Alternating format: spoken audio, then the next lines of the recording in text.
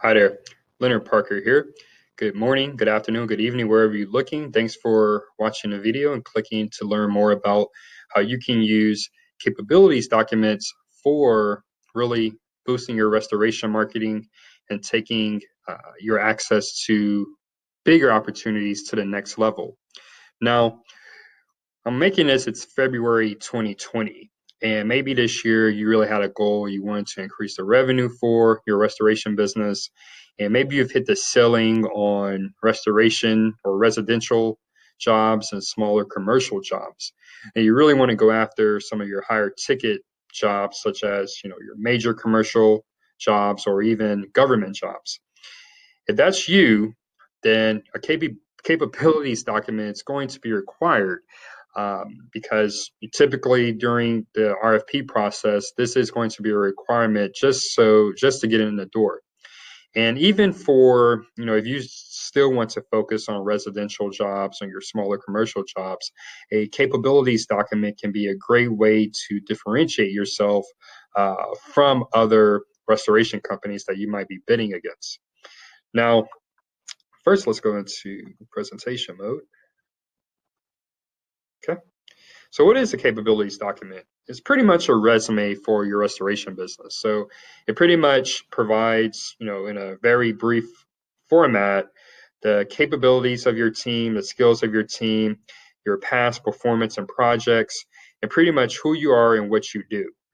Uh, you should use a capabilities document, like I already mentioned, if you're going after government or major commercial opportunities, if you're looking to work with a new third-party administrator or any type of referral or partnership based opportunity, it can be a great way to market yourself so that they have trust that you can deliver on what you say you can. It's proof of qualification. So if you have or your team has experience in a certain type of job or project, it can be a great way to show that you're qualified for that project.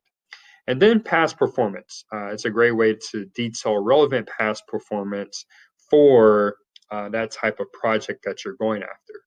And if your team specializes in different types of restoration related projects, then it might be a good idea to have different capabilities documents for each type of project. And so the format, there are best practices for this. So kind of going back to an example I think most people would understand, a resume, you typically want that to be one page. Now, if you have extensive experience or if there's actually relevant information that should be added, that can be two, but one page is preferable. And just think about the person who's making the decision. If they have to go through several of these and they're short on time, you don't want them to have to read a book. So keep it short and to the point. Make it visually appealing. Include your logo, include your branding, along with your colors, your other identity markers. Maybe you have a mission statement or vision statement for your restoration company. Make sure to include all of those on your capability document. And I'll show at the end of this video, I'll show some examples on some different companies who have done very well with their capability documents. You want to fit all of your critical information to one side of the page. So that's all of your contact information, your website, any critical info, you want that to the one side of the page. And you want to make it easy to read. Like I said, the decision maker may be going through quite a few of these. So you want to make sure you get clear and to the point with bullet points, and you want to avoid using long paragraphs. And you want to save and share in a PDF format. So you might design this in Microsoft Word. If you're more technically inclined, you might use Microsoft Publisher or any of Adobe's products. But you want to make sure that you save it in PDF format because most people, at least on their work computers, can open and view PDF documents. So these are some of the key sections that to include in your capability statement. So of course, your core competencies, your competitive differentiators. So what makes you different than the next company? relevant past projects, relevant corporate data, primary contact info. And I'll go into each of these 5 areas here in more detail. So your core competencies. So the important thing to remember for this section is that you do not want to include everything your restoration company is able to do. Only include what's most relevant for that project or that opportunity. And this is why I recommend, if you do have several different types of projects where you have expertise, maybe you want to create a different version of your capability statement with, that's geared towards each type of project. And you want to try to find ways to align with that prospect's mission and opportunities. So if they have a certain type of project that really relates to some things that you've done in the past, or maybe it's something that where your mission statement are aligned, maybe that's something important to include in your core competencies section.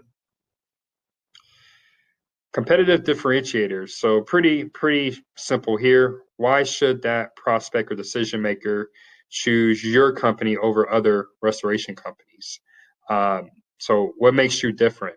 And this is where you might want to do a little bit of competitive research if possible to see the different companies, even if these aren't the exact companies, the specific companies that you're going against, but kind of just look at what other companies are putting out there. Many companies, restoration companies, especially larger operations, these are going to be readily available on their website. So kind of look at what they're doing, what things are they including, what certifications they're listing, and pretty much if it's working for them, try to mirror that process, but figure out how you can put your own company spin on it and make it better. In that differentiator section, you want to really focus on answering certain questions. Now, you don't have to do this explicitly, but you want to make sure that you touch on each of these points. So again, how is your restoration company best suited for the needs of that project? So is that experience? Is that a certain certification? Is that expertise? What is that? What is it about your restoration services that make you stand out from the rest? So again, do you have unique experience? Do you have a unique mission that you would like to solve in the world? What is it that makes your restoration service company unique? And you just want to really articulate the the unique value add that you can offer to that project. Relevant past projects are pretty straightforward here. List the customers or companies that you have worked with in the past and where you have completed similar work. You definitely want to, assuming that you're going to be using this for big commercial or government opportunities, you want to prioritize any prior government or commercial experience.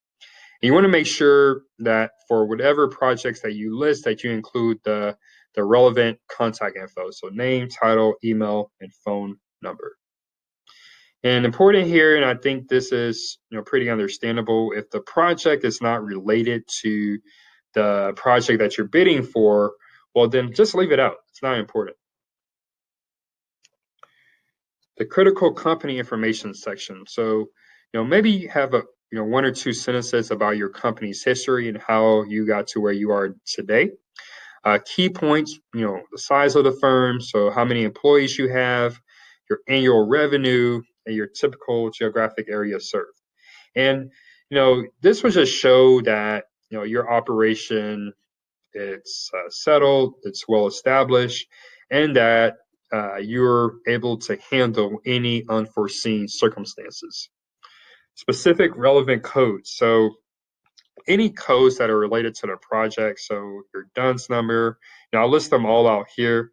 So you just really have to figure out what would be most relevant for that opportunity. And then the contact person info. So usually this is going to be the owner, but whoever handles these types of opportunities for your team, you should list that information here. And for your email, just make sure that you don't use like info at email. Actually have people reach out to a specific person on your team. And then contact information. Again, this might be the same as what was here for contact person info. But I would recommend that for your website, try creating a specific page on your website for government opportunities or for commercial opportunities. This can, the decision maker may be browsing the web for, partners, and so if you have that page, well, you don't even have to send it to them. They found it, and they can reach out to you. And of course, this is great for your SEO. List any relevant awards or accolades. And this is an optional section, but it does add some differentiation, especially if competitors that you're going against, that you're bidding against, if they don't have those same awards or accolades. But again, be mindful of space. But if you can include it, if you do have something to include here, I would try to find a way to include it. And now, to wrap up this video, I'm going to go over a few examples that I found on the web. So the first one here, Service Masters. So they are a restoration company based out of the DMV area near DC. And so if you go to their website, I don't have their website up now, but the branding, it matches the branding on their website and the branding with their logo. Very easy, very clean, and provide their contact information and their, I guess this would be their vision statement. So yeah, pretty straightforward. You can really easily kind of read through this. The second example, after disaster. So one thing I wanted to point out here is that they explicitly make clear that they are a woman-owned, small certified HUB company, and it lists their years of experience. So let's say the person who's making the decision, they happen to be a woman. Right off the bat, they have built some rapport while even talking with that decision maker because they are a woman-owned small business. So if there's anything unique about your business leadership, maybe it's minority own business or anything like that, you're a veteran, that can be a way to build that rapport with the decision maker as soon as they start reading through your capability statement. You can see they've kind of done a different layout, but it still is very clean and easy to read.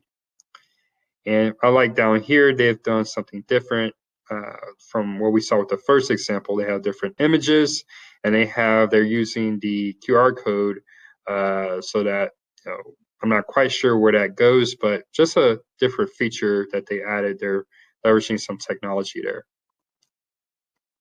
And again, the last example here, again, very clean.